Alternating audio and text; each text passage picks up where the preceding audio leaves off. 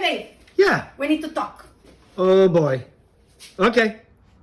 Yes, babe. What's up? Okay. You have so many telescopes, so many stuff, baby. But wait. They're not all mine. Some are Paul's, some are Pablo's, and some are Pepe's. No? Are yours. Okay, it doesn't matter. Okay. What I want is that you pick one because I want by next week that you have just have one. Just one? Yes, rid off of everything. Everything. We need a space. But they all do. Okay, wait, babe. Some of these do different things, and they're different sizes. They're geared for different objects. Okay, pick one. One? Then it does everything. Ah! I'm sorry, but Okay, guys. So unfortunately, you heard her. I got to get rid of everything but one by next weekend. So we are gonna get into that right after this commercial on the Joe Jaguar Show, and I will show you what stays. Stay tuned. Okay, guys. So Angela's really put me in a pickle now. So we got to find out what, if you had to have one telescope, what would it be? Now, there is some criteria that I'm going to go over with you guys, and then we'll discuss if it's the right choice. First, it has to be semi-large, or at least big enough where it can see at least the brighter deep sky stuff, the Messier objects and the Cadwell, NGC, at least a brighter deep sky stuff. Second, it has to have at least enough power, focal length, focal ratio, to see the planets in fairly close detail when they're around. Let's say minimum 200 power to 300 power to get some decent. Now, it doesn't have to be, perfect image quality, but at least decent as far as the planets are concerned. 3, has to be semi-portable, where you can at least carry, let's say, the telescope itself, the OTA, the tripod mount, if it's an EQ version with weight, so the whole telescope in one shot. It can't be one that you can is portable because you can do 5 trips or 3 trips. So mostly one shot. Now we'll just leave, like, for instance, if you need your eyepiece case, you can put eyepieces in a little knapsack, a bag, in your pockets, like whatever. But as long as the main telescope, tripod, mount, whatever, is, you can carry it all in one shot, that's another criteria. 4, if you do have to travel, let's say, I'm not talking about airplane travel.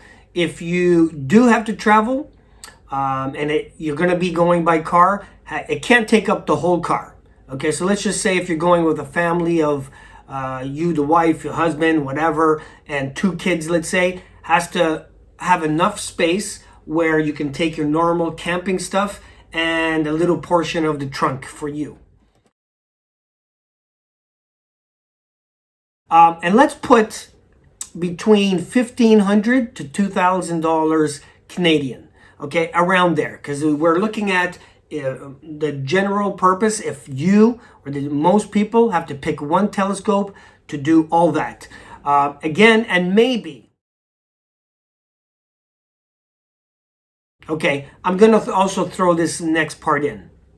Also, maybe to get you started and a little bit of imaging. It doesn't have to be, I'm not talking about serious imaging, astrophotography, but at least to start you in that direction.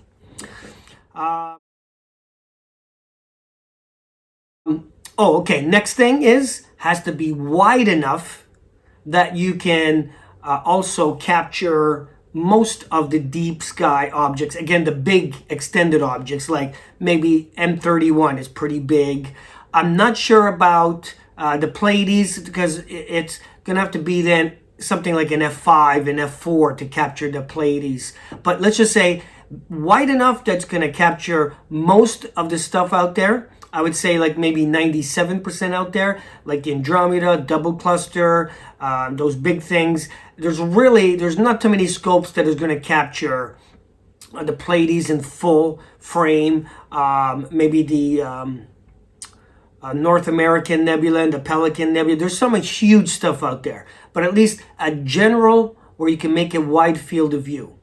So we're going to take a look at several telescopes from this to that, and we're going to be able to see if we can narrow it down to one scope. So when she comes next week, that's going to be the only one left. Anyways, let's talk about this right now.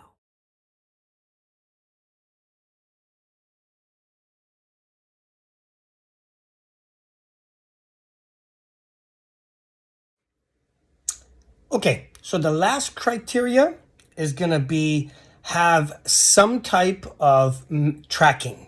It could be manual tracking with slow motion controls. It could be electronic tracking. It could also be maybe tracking that you can add later, like single dual axis tracking, or it could be go-to, which has built-in tracking. So I think that should have it as well. Otherwise, at high powers, the objects are going to be flying by so quickly that you're always going to, by moving with hand is not going to be as comfortable. So let's say some type of tracking, or at least some type of tracking that you can add in later stages.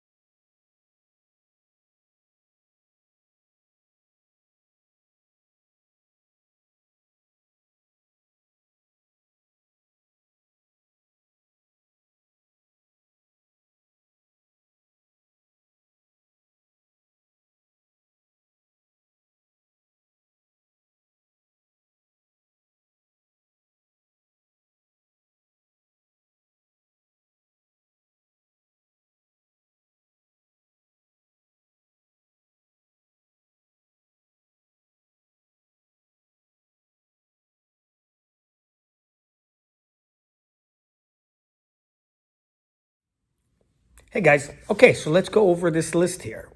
The 8 and 10 inch Dobbs. A couple issues right off the bat is the height. So you have to either carry a chair now or carry a table to raise it, which makes portability not a thing. Now the 8, you might be able to carry the whole thing in one piece, but it's probably a little awkward. It's a little heavy. The 10 for sure, probably won't be able unless you put it on a buggy or whatever, but that's not what our list says of being semi-portable. There is no tracking on it. You can buy aftermarket tracking. However, it is very expensive. Just a cheap mass-produced ones are probably at least $600, as I said in other videos. And then that goes up to thousands. So that puts it out of that. Dobbs are not really recommended for imaging at all. So we're going to have to take that completely off the list. They're gone. Okay, so as far as the 6 and 8 inch EQs, the 6 inch is probably just a tad too small. So let's look more on the 8 inch EQs. Now it is on the borderline of being semi-portable. You probably can do it because an 8 inch SCT is short. It's not that heavy. You can maybe only need one 10 to 12 pound counterweight, which should be enough. You can add tracking. You can get semi wide field views with a low 2 inch eyepiece and a focal reducer. Can do the planets well. So that one's a good contender. The 9.25 inch SCT or 10 inch SCT on the EQs, are, I think, not going to be portable. Everything else might be okay, but it's probably no way you can do it in one shot. Portability, space-wise, as a car, you probably still can't do it, but I think the max on an EQ that's semi-portable and everything we talked about is going to have to be the 8-inch. Let's go on to something like a 8 or 10-inch fork-mounted SCT. The 10-inch right off the bat is just too big, too heavy. It's not going to be portable at all. You can put it in a car, but again, and it's going to take a lot of room, at least most of that trunk, I would say. So forget the 10-inch SCT fork-mounted. It's gone. The 8-inch is, you know what, is borderline on a few things. It can do okay on the planets. It can give you high power with a focal reducer and a low 2-inch eyepiece. You can get semi-wide. It can start you on the astrophotography with a wedge. It is a little, I mean, you can carry it one piece for sure. The 8-inch, like LX90. To go in a car, it's probably at the borderline if you're going with a family of 4, and it's probably going to take up half the trunk, especially if you use the foam box and everything that it comes with. So it probably can do it, but for traveling wise, it's going to be a bit tricky. Okay, what about the 8-inch SE model, which is an 8-inch SCT on an Altazimuth go-to. So as far as that one might be the best one, because again, everything's the same because it's an 8-inch SCT like the other two versions. However, it doesn't need a counterweight, so that makes the weigh less, and portability is way better than a dual fork arm, being a single fork arm. You can do some astrophotography, at least to start with. You add a wedge, and if you do stacking of 50 to 100, 20, whatever you want to do, 30 to 45 second exposures, that can at least get you started in that. Okay, so what about these small acros, EDs, and APOS? Okay, really, these are probably off the list because even though they're probably good to start imaging with, they probably can give you decent views of the close planets. Mars when it's in opposition, maybe. Jupiter and Saturn, yes, and the moon. But beyond that, deep sky, it's not going to be enough. So the small acros, EDs, and APOS are off the list. Okay, so let's talk about the large ED and APOS. Well, of course, they're beyond the price range that our criteria says. They would need big mounts. They probably can do wide field. They probably can do high planetary view. There won't be portable as a single piece, probably not. In the car, still going to take up too much room, and it's going to be beyond the price range. So we're only down to a couple scenarios. So I think the winner is the 8-inch SCT. So the 8-inch, the number one is the 8-inch on the SC mount. So the Celestron single fork arm gets my vote as the best all around that could do everything fairly well. It is 8-inch, so you can collect enough light for the deep sky objects. You can push the power, get decent planetary views. You can put a focal reducer, low 2-inch eyepiece, and you can get semi or mostly wide for most objects. There's going to be a couple things that is wider, but overall it still will get you 97% of most objects out there. You can start imaging, astrophotography. Again, add the wedge, and you'll have to just keep your exposures under a minute, but many more stacking. What else? It already has tracking, already has go-to, so that's not a problem. It doesn't have the counterweight. You can carry it with one arm. I'll show it to you right here. Also going in a car, it's probably the most portable one out there. Okay, runner-up, okay? Runner-up would be if you're smaller than myself and maybe can't carry as much, maybe you might go for the 6 SE.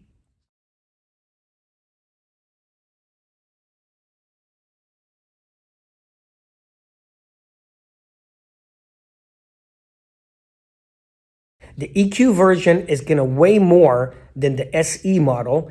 Yes, that version will be better for astrophotography, especially when you add the polar finder and dual axis drives. And then you can do manually guiding or auto guiding. So that would be better for that, but it'll be more heavier. You could probably do it in a single trip, but going in and out of doors is going to definitely be more tricky. Anyway, guys, that's my pick. What do you guys think? Comment below if you think you have a different scope that meets all this criteria. Again, under 2000 and with everything that I talked about. You tell me if I'm right or wrong. Cheers. Like, comment, and subscribe.